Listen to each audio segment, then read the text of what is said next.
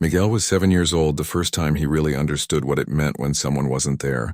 Not the kind of not there when your mom runs to the grocery store, or when your friend is sick and misses school. The permanent kind. The kind that settles into your bones and becomes part of who you are. He lived with his grandmother in a small apartment on the second floor of an old building in Queens. Right below them was a laundromat that ran from 6 in the morning until midnight. The sound of washing machines and dryers was the soundtrack of Miguel's childhood. Sometimes when he couldn't sleep, the rhythmic tumbling of clothes would lull him into dreams. The smell of fabric softener and warm cotton rose through the floorboards every single day, mixing with whatever his grandmother was cooking for dinner. His grandmother's name was Rosa, and she was the kind of woman who never sat still. Her hands were always busy, cooking, cleaning, folding, mending. She had raised 3 children of her own, and now in her 60s she was raising Miguel. Her fingers were bent from arthritis, but she never complained. Every Sunday night she would stand at the ironing board and press Miguel's school shirts for the week, making sure each collar was crisp and perfect. Miguel's mother had left when he was 2. He had no memories of her, just a faded photograph that his grandmother kept in a drawer wrapped in tissue paper. Nobody talked about her much. When Miguel asked, his grandmother would get a faraway look in her eyes and say, "Some people aren't meant to stay, mijo. That's not your fault. That's just how life is sometimes." His father was a different story. His father was real, alive, somewhere out there on the highways of America. He drove a big rig truck hauling cargo from one coast to another. Miguel had seen pictures of the truck, a massive thing with 18 wheels and a cab that looked like a tiny house. His father would be gone for 2 weeks, sometimes 3, driving through states Miguel had only seen on maps during geography lessons. When his father called, which wasn't often enough, Miguel would press the phone to his ear and try to picture where he was. His father would describe truck stops in the middle of nowhere, diners that served breakfast all day, roads that stretched so long and straight you could fall asleep looking at them. He told Miguel about mountains in Colorado that touched the clouds and deserts in Arizona where the heat made the highway shimmer like water. "I'm doing this for us," his father would say, "saving up so we can have a better life. You understand, right, mijo?" Miguel always said yes. He was 7. He didn't really understand, but he knew it was the answer his father needed to hear. At school, Miguel was the quiet kid. Not shy exactly, but careful. He sat in the 3rd row right in the middle where teachers' eyes didn't land too often. He did his homework, kept his desk organized, and never caused trouble. His best subject was math because numbers made sense. They didn't change. 2 plus 2 was always 4. You could count on it. During lunch, Miguel sat with a group of boys who talked about video games and soccer. He listened more than he spoke, laughing at their jokes, nodding along. They liked him well enough. He wasn't the most popular kid, but he wasn't invisible either. He existed in that comfortable middle space where life was predictable and safe. His grandmother packed his lunch every morning in containers she had saved from takeout orders. Sometimes it was rice and beans. Sometimes it was a sandwich with the crust cut off because she knew he didn't like them. There was always a piece of fruit and a napkin with a little note written in Spanish. "Te quiero," with a heart. "I love you." Miguel and his grandmother had routines. Routines made life manageable. She walked him to school every morning, holding his hand at crosswalks even though he was probably too old for that. After school, he would come home, do his homework at the kitchen table while she prepared dinner, and then they would watch game shows together until bedtime. On Saturdays, they would walk to the library and Miguel could pick out 3 books. On Sundays, they went to church, and afterward, his grandmother would buy him a mango paleta from the cart outside. It was a good life. A simple life. Miguel knew they didn't have much money. He knew his grandmother worked hard, taking in sewing from neighbors and cleaning houses twice a week. He knew his sneakers came from the discount store and his winter coat was 2 sizes too big so he could grow into it. But he also knew he was loved. That counted for something. That counted for a lot. But twice a year, everything changed. Twice a year, Miguel felt the weight of his father's absence in a way that made his chest feel tight and his throat close up. Once in February, the school would host Donuts with Dad, and once in June, right before summer break, there was the Father's Day breakfast. The first time it happened, Miguel had been in kindergarten. He had taken the permission slip home, excited about donuts and seeing the inside of the cafeteria all decorated with balloons. His grandmother had explained gently that his father was on the road, that he couldn't make it, that it was okay if Miguel didn't want to go, but Miguel had gone. His grandmother had attended with him, the only grandmother in a sea of fathers. She had smiled and made jokes with the other parents and acted like everything was normal, but Miguel had seen the way people looked at them. The quick glances, the whispered questions.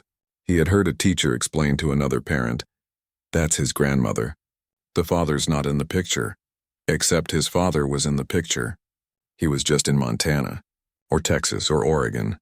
After that, Miguel stopped asking his grandmother to come. It was easier to pretend he forgot about the events. Easier to lose the permission slips. Easier to avoid the whole situation. Now in second grade, another Father's Day breakfast was coming. Mrs. Alvarez, his teacher, had handed out bright blue flyers the week before. "Don't forget to bring these back signed," she had said cheerfully. "We're going to have pancakes and games and a special craft for all the dads." Miguel had folded the flyer into smaller and smaller squares during math class, his fingers creasing the paper over and over until it was thick and tiny. He shoved it into the bottom of his backpack. That night, while his grandmother washed dishes, Miguel sat at the table and stared at his homework without really seeing it. "Everything okay, mijo?" his grandmother asked, drying her hands on a towel. "Yeah," Miguel said. Just tired, but he wasn't tired. He was thinking about that flyer, about pancakes and crafts and all the fathers who would show up, about his father who wouldn't. The week before the Father's Day breakfast felt longer than any week Miguel could remember. Every day at school, Mrs. Alvarez would remind the class about the event. She was excited about it, you could tell. She had decorated a whole bulletin board with construction paper ties and hand-traced handprints that spelled out, "We love our dads." Kids kept talking about it. During recess, during lunch, during those few minutes before the bell rang when everyone was supposed to be reading silently, the boy who sat next to Miguel was bringing his stepdad and his biological dad. He kept bragging about having two dads show up like it was some kind of competition. "My real dad is bringing his motorcycle to show everyone," the boy said. "And my stepdad is going to bring donuts even though they're already serving pancakes." Another kid talked about how his dad was taking the whole morning off work. "He never takes mornings off," the kid said, his chest puffed out with pride. But he said this was important. Miguel kept his head down and pretended to be very interested in his spelling worksheet. On Wednesday, Mrs. Alvarez started asking who hadn't turned in their permission slips yet. She went down her list, calling out names. When she got to Miguel's name, he felt his face get hot. "Miguel, do you have your permission slip?" "I forgot it at home," he said quietly. "Can you bring it tomorrow?" Yeah, but he didn't bring it Thursday either. Or Friday. On Friday afternoon, Mrs. Alvarez asked him to stay back for a minute after class.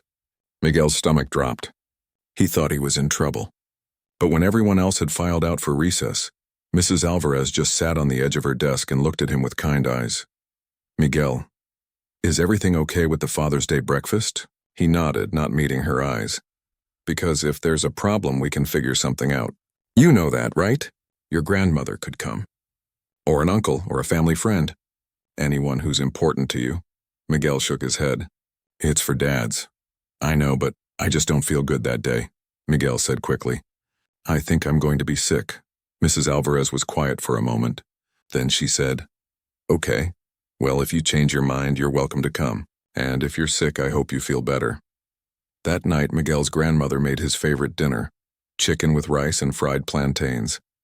She had worked all day at Mrs. Chen's house down the street, scrubbing floors and washing windows, and Miguel could see how tired she was. Her hands moved slower than usual as she set the table. While they ate, she asked about school. Miguel told her about the math test he got a 90 on, and about the lizard someone had brought for show and tell that escaped and ran under the bookshelf. She laughed at that, and for a while everything felt normal.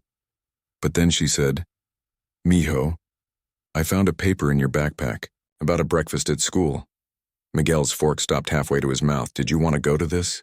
she asked gently. "No," he said quickly. "Because I can go with you." "I don't mind. Or maybe we can call your father, see if—" "He's too far away," Miguel said. "He's in Montana." "Wyoming," his grandmother corrected. "He called yesterday while you were at school." "He's in Wyoming now."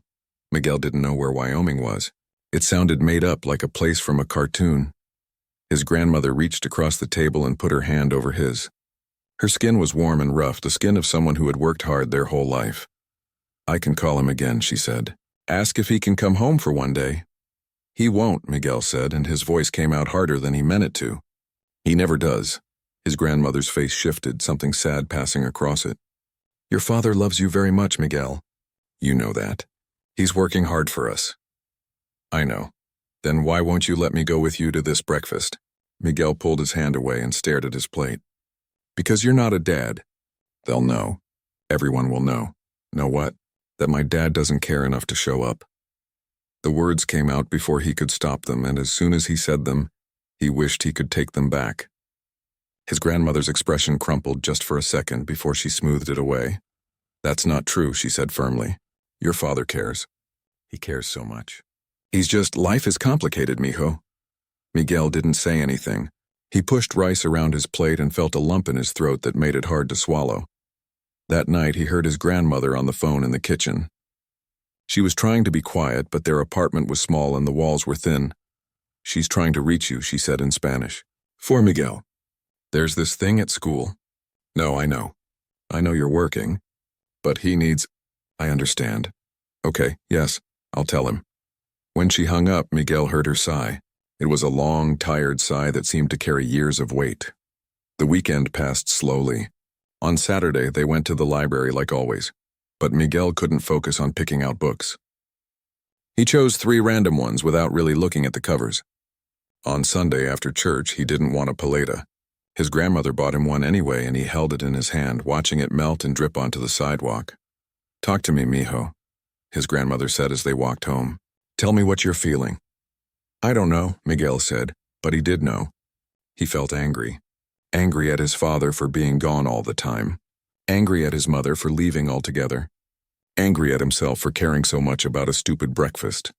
Monday came. The day before the Father's Day breakfast. School felt different. There was an energy in the air.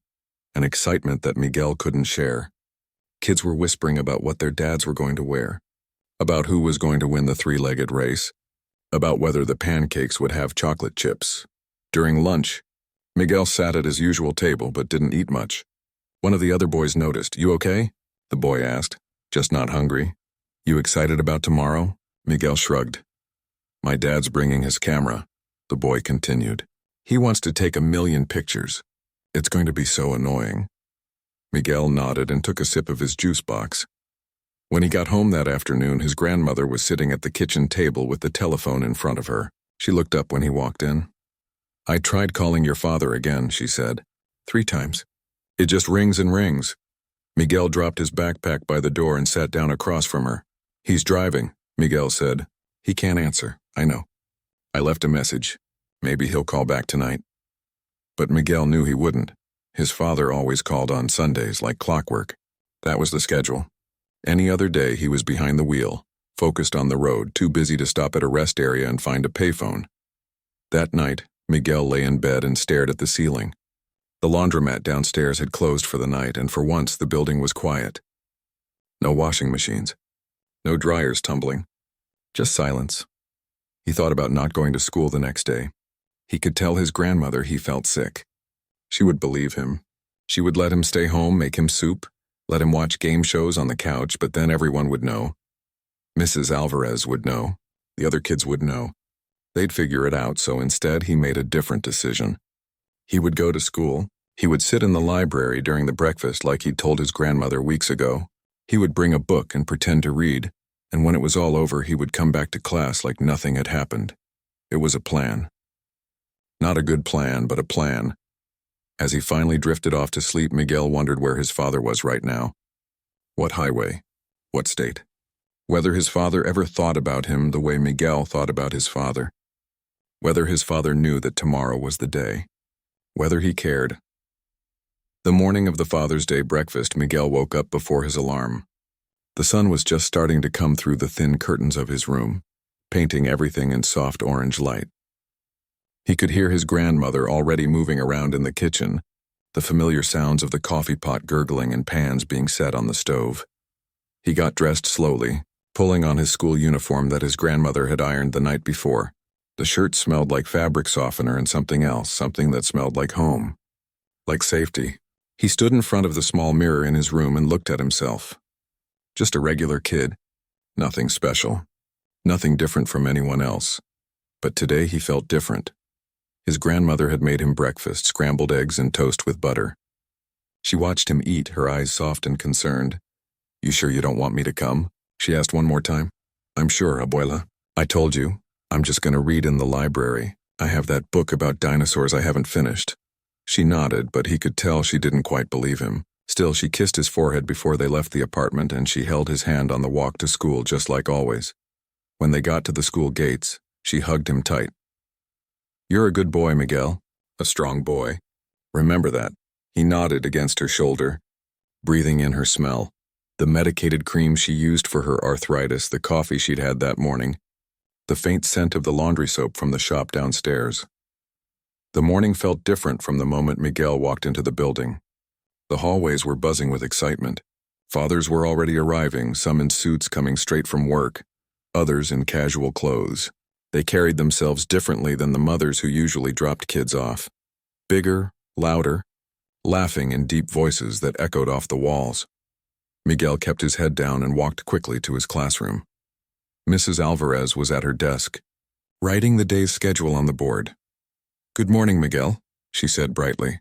"Feeling better today?" "Yes, ma'am. So you'll be joining us for breakfast?"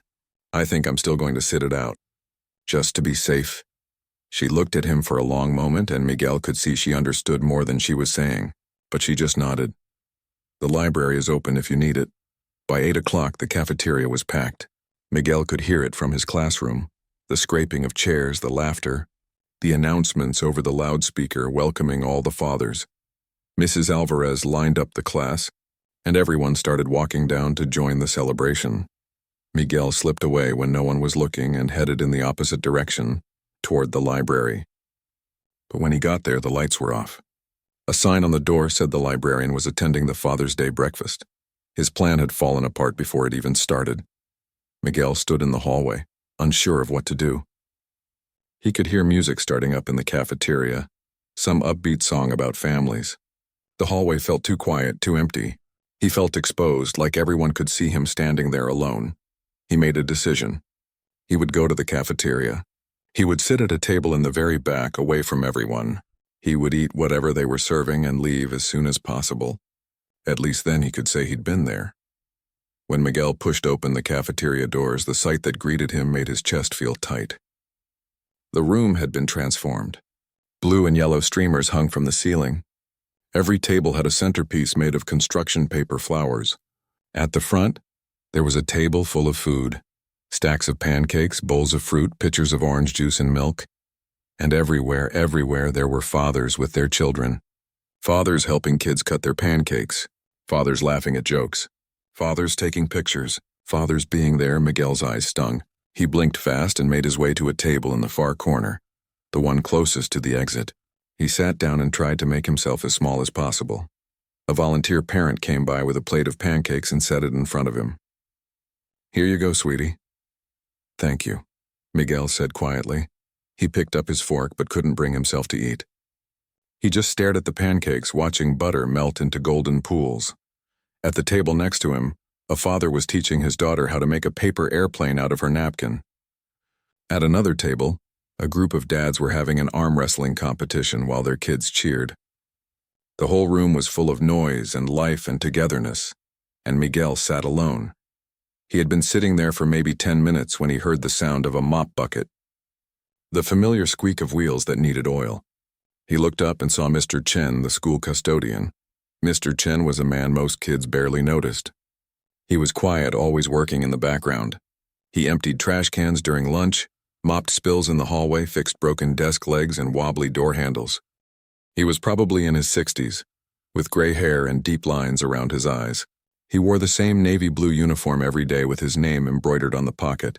Miguel had seen him around school but had never really talked to him. Mr. Chen kept to himself, did his job and moved through the building like a gentle ghost. But now, Mr. Chen had stopped his mop bucket right near Miguel's table. He was looking around the cafeteria, taking in the scene. Then his eyes landed on Miguel sitting alone with his untouched pancakes. For a moment, they just looked at each other. Mr. Chen's expression was impossible to read. Then slowly he parked his mop bucket against the wall. He walked to the sink near the kitchen, washed his hands with careful attention, and dried them on a paper towel. Miguel watched, confused about what was happening. Mr. Chen walked to the food table and picked up a plate. He put 3 pancakes on it, added some fruit, and poured 2 small cups of orange juice. Then he walked directly to Miguel's table. Without asking, without explaining, Mr. Chen sat down across from Miguel. He set one of the orange juice cups in front of the boy and kept the other for himself. "These pancakes," Mr. Chen said in accented English, his voice quiet and careful, "they make too many. Too sweet for old man like me to eat alone." He picked up a fork and cut into his pancakes, his movements slow and deliberate. Miguel didn't know what to say.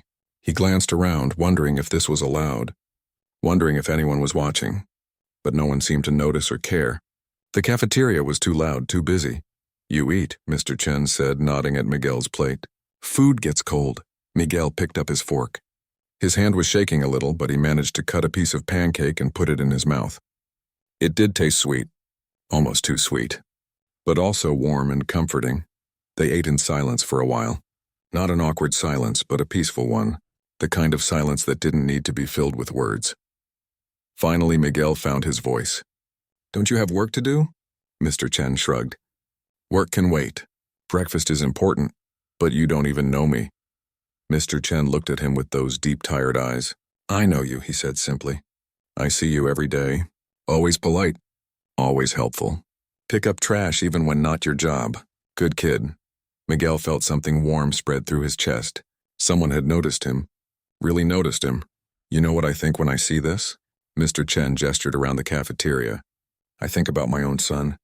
Back in China, I come here to work, send money home. I see him maybe one time each year. On video call, I watch him grow up. But I'm not there. Not for breakfast. Not for school events. Not for anything." Miguel's eyes widened. "You have a son?" "Yes, he is 12 now. Smart boy. Good at mathematics. He wants to be engineer." Mr. Chen's voice was soft, full of pride and sadness mixed together. "His grandfather goes to school events. His uncle teaches him to ride bicycle. I'm father, but I'm not there. Do you miss him?" "Every single day." Mr. Chen took a sip of his orange juice. "But I do this for his future. For better life. Same as your father do for you." Miguel froze. "How did you know?" "I pay attention," Mr. Chen said. "I see many things in this school. I see you wait by front door sometimes after school looking down street. Looking for someone. I see you on these special days trying to disappear. I understand this feeling." Miguel felt tears starting to burn behind his eyes. He blinked hard, trying to keep them back. "Father who is far away is still father," Mr. Chen said gently. "Father who works hard to give you better life is still father.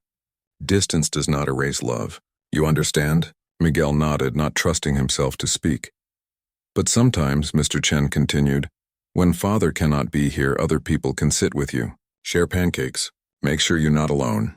He smiled just a little. "Not same as father. But something good maybe." And just like that, Miguel didn't feel alone anymore. He looked at Mr. Chen, this quiet man who had stopped his work to sit with a kid who needed someone, and felt grateful in a way he didn't have words for. They finished their breakfast together, talking a little about school, about the weather, about nothing important. When other kids started getting up to play games, Mr. Chen stood up too. "You gonna be okay?" he asked. "Yeah," Miguel said. And he meant it. Mr. Chen nodded, picked up both their plates, and headed back to his mop bucket. But before he left, he turned back. "Miguel, you are braver than you know. Coming here today even scared? That is real courage." And then he was gone, pushing his bucket down the hallway, back to being invisible again. But Miguel would never see him as invisible again. After Mr. Chen left, something shifted in Miguel. The cafeteria didn't feel quite as overwhelming anymore. The noise was still there, the laughter and chatter, but it didn't press down on him the way it had before. He sat at his table, no longer trying to disappear, just existing in the space. Mrs. Alvarez noticed him from across the room. She made her way over, weaving between tables of fathers and children, a smile on her face that looked both surprised and pleased. "Miguel, I'm so glad you decided to join us. She pulled out a chair and sat down next to him. How are the pancakes? They're good, he said. And they were. Mr. Chen had been right. They were sweet, almost too sweet, but there was something comforting about them. I saw Mr. Chen sitting with you earlier, Mrs. Alvarez said carefully. That was nice of him. Miguel nodded. Yeah, he's nice. He is. He's one of the kindest people in this whole school, I think. Never asks for recognition, just does good things because that's who he is. She paused. You know, Miguel, families come in all different shapes, and Father's Day can be celebrated in lots of different ways. Before Miguel could respond, there was a commotion near the entrance of the cafeteria. A boy from Miguel's class, Tommy, had brought his dad, and his dad had just performed some kind of magic trick that made a coin disappear. Kids were gathering around, clapping and asking him to do it again. Mrs. Alvarez excused herself to help manage the crowd, and Miguel was alone again at his table. But this time, being alone didn't feel the same. It didn't feel like punishment or proof that something was wrong with him. It just felt like a quiet moment in a loud room. He was finishing the last of his orange juice when Tommy's dad walked over to his table. He was a tall man with laugh lines around his eyes, wearing jeans and a faded t-shirt. Hey there, the man said. You're in Tommy's class, right? Yeah, I'm Miguel. Nice to meet you, Miguel. I'm Dave. He gestured to the empty chair. Mind if I sit for a second? My feet are killing me. I've been on them since 5 this morning. Miguel shook his head and Dave sat down with a grateful sigh. What do you do? Miguel asked, remembering that his grandmother always said it was polite to ask people about their work. I'm a firefighter. Just got off a 24-hour shift. Came straight here without even going home. He laughed. I probably smell like smoke. Sorry about that. That's okay. My dad drives trucks. He's gone for weeks at a time. The words came out before Miguel had even decided to say them. It was the first time all morning he'd mentioned his father to anyone besides Mr. Chen. Dave nodded slowly. That's tough work. Long-haul trucking. My brother did that for a few years. The hours are brutal and you miss a lot of stuff at home. Yeah, Miguel said quietly. But you know what? Those truck drivers are keeping this whole country running. Every single thing you see in a store, every toy, every piece of food, somebody had to drive it there. It's important work. Hard work? Miguel had never thought about it that way.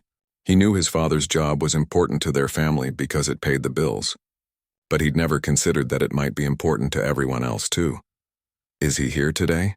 Dave asked, then immediately shook his head. Sorry, that's probably a dumb question if he's on the road. He's in Wyoming. At least he was the last time my grandma talked to him. Wyoming, Dave repeated. Beautiful state. Big sky country. I bet he sees some amazing sunrises out there. Miguel had never thought about that either. He'd been so focused on where his father wasn't, here at home at this breakfast, that he'd never really imagined where his father actually was. What he saw, what he experienced. Hey, you want to see something cool? Dave pulled out his phone. Tommy made me promise I'd show everyone this video. He turned the phone to show Miguel a video of a fire truck with all its lights flashing. Tommy was sitting in the driver's seat wearing a helmet that was way too big for him, grinning from ear to ear. We did a field trip to the station last month.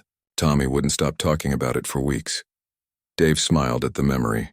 Sometimes the best moments aren't the big planned things. They're just the little surprises that pop up. Another kid came running over, pulling at Dave's sleeve, begging him to do the magic trick again. Dave stood up with a groan. Nice talking to you, Miguel. Enjoy the rest of your breakfast. After Dave left, Miguel sat there thinking about Mr. Chen and his son in China. About Dave coming straight from a 24-hour shift because it mattered to Tommy. About fathers who showed up and fathers who couldn't, and how maybe both could still love their kids the same amount. The rest of the breakfast passed in a blur.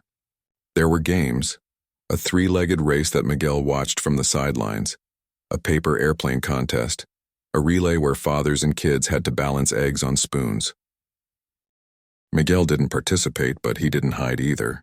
He stood with the other kids who were watching, clapping when someone won, laughing when someone's egg rolled off their spoon and splattered on the floor. At one point, the principal got on the microphone and asked all the kids to give their fathers a round of applause. Everyone clapped. Miguel clapped too, but in his mind he was thinking about his father somewhere on a highway in Wyoming, hands on the wheel, eyes on the road, probably not even knowing what day it was. When the event finally ended, parents started filtering out. Kids were hyper from sugar and excitement, running around with the paper crafts they'd made, handprint cards that said, "My dad is the best," and picture frames decorated with glitter and stickers. Miguel didn't have a craft. He hadn't made one, but Mrs. Alvarez came over with a bag. "I saved the supplies for you just in case you wanted to make something at home. For your dad. For whenever he gets back." Miguel took the bag. Inside was construction paper, markers, glue, and a handful of craft sticks. "Thank you, Mrs. Alvarez. You're very welcome, Miguel. And thank you for being here today." That took courage. It was the second time someone had said that to him today. First Mr. Chen, now Mrs. Alvarez. Miguel wasn't sure if he believed it, but it felt good to hear. That evening, after his grandmother had picked him up from school and they'd walked home together, Miguel sat at the kitchen table with the craft supplies spread out in front of him. His grandmother was making dinner, glancing over at him every few minutes. "What are you making, mijo?" "Something for Dad, for when he calls." She smiled, one of those smiles that looked happy and sad at the same time. Miguel drew and cut and glued, focusing on getting everything just right. He made a card with a picture of a truck on the front. Inside he wrote in his careful second-grade handwriting, "Dear Dad, I miss you. I know you are working hard. Thank you for everything you do. Love, Miguel." He had just finished adding the last bit of glitter when the phone rang. His grandmother answered. Her face lit up. "It's your father," she said, holding out the phone to Miguel. Miguel took it, his heart suddenly beating fast. "Dad? Hey, mijo. How are you, buddy?" His father's voice sounded tired but warm. There was road noise in the background, the rumble of the truck engine. "I'm good." "Where are you?" "Just crossed into Colorado. Making good time. Should be home in about a week, maybe less if the weather holds." There was a pause. "Hey, I'm really sorry I missed that thing at your school. The Father's Day breakfast. Your abuela told me about it." Miguel looked at the card on the table, at the glitter still wet and shining under the kitchen light. "It's okay, Dad. No, it's not. I should have been there. I hate missing this stuff."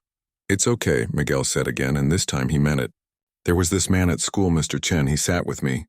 He has a son in China that he only sees once a year because he works here. He told me about it." His father was quiet for a moment. "That must be hard for him. For both of them." "Yeah, but he said fathers who are far away are still fathers. That distance doesn't erase love." Miguel heard his father take a shaky breath. "That's true, mijo. That's very true. I think about you every single day. Every mile I drive. I'm doing this so we can have a better life, you know? So maybe one day I can have a job where I'm home more." "I know, Dad. You're a good kid, Miguel. The best kid. I'm proud of you. I made you a card. For Father's Day. I'll show you when you get home. I can't wait to see it." His father's voice got a little brighter. "Hey, you know what I saw yesterday? A whole herd of antelope just running across the plains. Must have been 30 of them. It was amazing. I wish you could have seen it." Miguel closed his eyes and tried to picture it. His father, in the cab of his big truck, watching antelope run free under a big Wyoming sky. "Maybe one day you can take me," Miguel said. "On a trip. In the truck." "Yeah," his father said softly. "Yeah, I'd like that. I'd really like that." They talked for a few more minutes about school, about the lizard that had escaped during show and tell, about the math test Miguel had gotten a 90 on. Normal things. Good things. When they finally said goodbye, Miguel handed the phone back to his grandmother. She was crying a little, but smiling. "You did good today, mijo," she said, pulling him into a hug. "You did very good."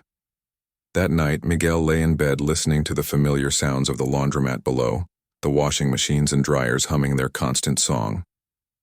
He thought about his father driving through the night somewhere in Colorado, thought about Mr. Chen's son in China, thought about all the fathers and children separated by distance but connected by love. And he thought that maybe, just maybe, things were going to be okay. The Father's Day breakfast became a memory that Miguel carried with him, but not in the way he'd expected. He thought it would be something he'd want to forget, another reminder of absence and longing. Instead, it became something else entirely. It became the day he learned that showing up even when you're scared, even when you feel alone, takes real courage. And it became the day he learned that sometimes the people who matter most appear in the most unexpected forms. In the days after the breakfast, Miguel started noticing Mr. Chen more. Not just noticing him the way you notice the clock on the wall or the flag in front of the school. Really noticing him. He saw the way Mr. Chen would hold the door open for teachers carrying heavy boxes. The way he'd quietly pick up trash in the hallway that wasn't even his job to clean. The way he'd smile at kids who looked sad or lost. One afternoon, about a week after the breakfast, Miguel was walking to the library when he saw Mr. Chen fixing a broken water fountain. The kind of job that probably nobody had even thanked him for, that most people wouldn't even notice was done. "Hi, Mr. Chen," Miguel said, stopping. Mr. Chen looked up, surprised. A smile crossed his weathered face. "Hello, Miguel. How are you today?" "Good, I just wanted to say thank you for sitting with me." "At the breakfast?" Mr. Chen set down his wrench and wiped his hands on his uniform. "You already thanked me that day. But you're welcome, anytime. Do you?" Miguel hesitated. "Do you ever get to talk to your son?" "Every Sunday," Mr. Chen said. "Video call. 6 o'clock my time, which is 8 o'clock Monday morning his time, before he goes to school. We have routine." He said the word routine carefully, like it was something precious. Not same as being there, but something. "My dad calls on Sundays too," Miguel said. Mr. Chen nodded knowingly. "Then Sunday is an important day for both of us." "Yeah," Miguel said. "Yeah, it is." They stood there for a moment. Two people connected by understanding, by the shared experience of loving someone from a distance. "You know what I tell my son?" Mr. Chen said. "I tell him you measure love not by hours in same room. You measure by what you're willing to sacrifice, what you're willing to do. Your father, he drives long distances away from home so you can have good life. That is love. Real love," Miguel nodded. He was starting to understand that now. "Really understand it?" "And my job," Mr. Chen continued, gesturing around the school hallway, "is to make sure this place is clean and safe for children like you. That is how I show love to my son, by working hard here so he can have opportunities I never had. We all show love in different ways." As the weeks passed and summer arrived, Miguel's father came home. He pulled up to the apartment in a rental car at 10 o'clock on a Tuesday night, and Miguel heard the knock on the door. He'd been half asleep, but the sound made him bolt upright. His grandmother opened the door, and there he was, taller than Miguel remembered, with tired eyes and a smile that stretched across his whole face. "Mijo," his father said, and Miguel ran to him. The hug lasted a long time. His father smelled like truck stop coffee, and the mint gum he always chewed while driving. Different from home, different from his grandmother, but familiar in its own way. "I missed you," his father said into Miguel's hair. "I missed you so much." They stayed up late that night, sitting at the kitchen table while his grandmother made tea. Miguel showed his father the card he'd made, now sitting on the refrigerator held up by a magnet. His father held it carefully like it was made of glass, reading the words over and over. "This is the best present I've ever gotten," his father said, his voice thick. Miguel told him about the breakfast, about Mr. Chen, about everything. His father listened, really listened, nodding and asking questions. And when Miguel was done, his father told him stories about the road, about the mountains he'd driven through, the storms he'd weathered, the people he'd met at rest stops and diners. "I've been thinking," his father said, "about getting a different job. Something local. Maybe it pays less, but I'd be home every night. Would you like that?" Miguel thought about it. Part of him wanted to say yes immediately, wanted his father home every single day, but another part of him had learned something important. "I'd like that," Miguel said, "but only if it's what you want too. I know why you do this job. I understand now." His father's eyes got shiny. "When did you get so wise?" "I just had good teachers," Miguel said, thinking about Mr. Chen, about Mrs. Alvarez, about his grandmother who had raised him with steady hands and an open heart. His father stayed for 2 weeks that visit. They did normal things, went to the movies, played in the park, ate ice cream that melted faster than they could lick it. But they also did something special. His father took Miguel to see his truck, parked at a lot on the edge of the city. Up close it was even bigger than Miguel had imagined. His father lifted him into the cab and Miguel sat in the driver's seat, his small hands on the enormous steering wheel. The view from up there was incredible. You could see everything, the whole world spread out in front of you. "This is where I think about you," his father said, standing beside the truck.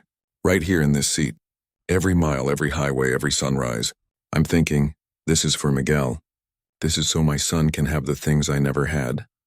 "I know, Dad," Miguel said. "I know." Before his father left again, he made a promise. He'd try to make it to the next school event, whatever it was. And if he couldn't make it, they'd have their own celebration. Just the two of them. Maybe it wouldn't be on the exact day, but it would be theirs. Third grade started, then fourth grade, then fifth. Miguel grew taller. His voice started changing, his interests shifted.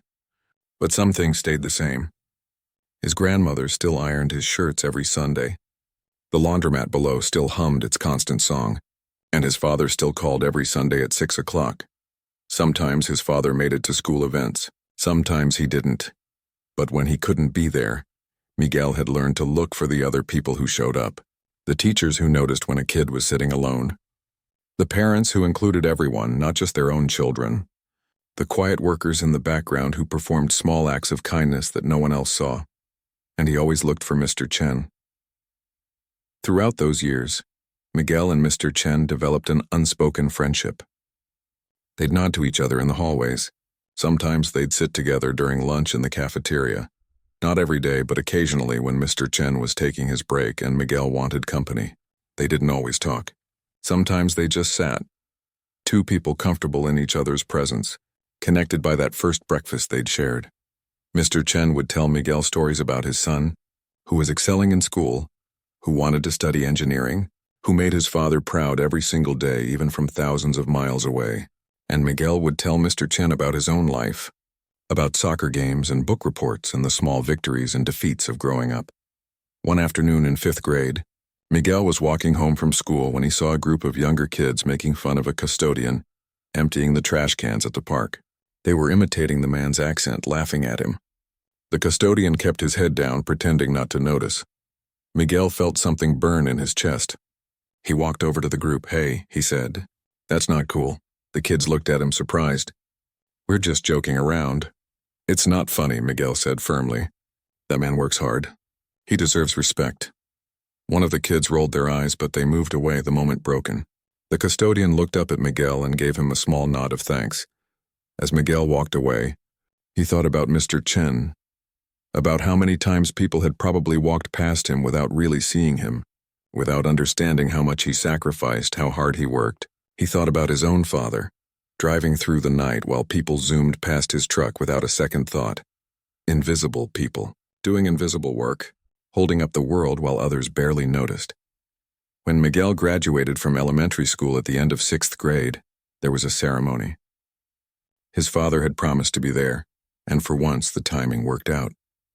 He came wearing a suit Miguel had never seen before, looking uncomfortable but proud. But before the ceremony started, Miguel asked his grandmother if they could do something. They found Mr. Chen in the hallway, preparing to set up chairs in the gym. "Mr. Chen," Miguel said, "would you come to the graduation?" "As my guest?" Mr. Chen looked surprised, then touched. "I have work, please," Miguel said. "It would mean a lot to me." Mr. Chen glanced at Miguel's grandmother, who nodded encouragingly. Then he looked at Miguel's father, who extended his hand. "You must be Mr. Chen," his father said. "My son told me what you did for him. I've been wanting to thank you for a long time." They shook hands, two men who had never met but who had both played crucial roles in Miguel's life. Mr. Chen came to the graduation. He sat with Miguel's family, his grandmother on one side, his father on the other, and Mr. Chen beside them. And when Miguel walked across the stage to receive his certificate, he looked out at all three of them and felt complete. After the ceremony, as families were taking pictures and celebrating, Miguel gave Mr. Chen a card he'd made. Inside he'd written, "Thank you for teaching me that family isn't always who shares your blood. Sometimes it's who shares your table when you need it most." Mr. Chen read the card, and for the first time Miguel saw tears in the older man's eyes. "You are a good boy, Miguel. You always have been. Your father is lucky. My son is lucky. We are both lucky to have sons like you." Years would pass. Miguel would go to middle school, then high school. He would grow into a young man with his grandmother's kindness and his father's determination. His father eventually did find a local job. It paid less, like he'd worried, but it meant he was home for dinner most nights. The sacrifice was worth it, and Miguel never forgot the lesson he'd learned that Father's Day morning in second grade. He learned that love isn't measured by presents alone. It's measured in sacrifice, in the hard choices people make, in the miles driven and the oceans crossed and the time zones navigated. It's measured in the Sunday phone calls that never get missed, in the cards saved on refrigerators, in the thoughts that sustain you through lonely nights. But he also learned that when the people we love can't be there, the world has a way of providing. It sends us teachers who notice when we're struggling. It sends us neighbors who become family. It sends us quiet custodians who share pancakes and wisdom in equal measure. Miguel learned that there are many kinds of fathers. The ones who are there every day. The ones who are there in spirit, working hard to provide. The ones who step in when needed, offering presents without asking for recognition. And he learned that a heart big enough to honor all of them is a heart that will never truly be alone. On Father's Day now, even as a teenager, Miguel makes 2 cards. One for his father, who is usually home these days but who still remembers the long roads and long nights. And one for Mr. Chen, who retired from the school but who still meets Miguel for lunch occasionally, sharing stories about their sons, Mr. Chen's actual son, now studying engineering at university, and Miguel, who became like a son in those small moments of shared understanding. The message Miguel learned that day in 2nd grade, sitting in a crowded cafeteria feeling completely alone until he wasn't, is one he'll carry forever. It's a message he'll pass on to his own children someday. Love shows up, sometimes in the ways we expect, sometimes in the ways we don't, but it always shows up. You just have to be brave enough to stay at the table.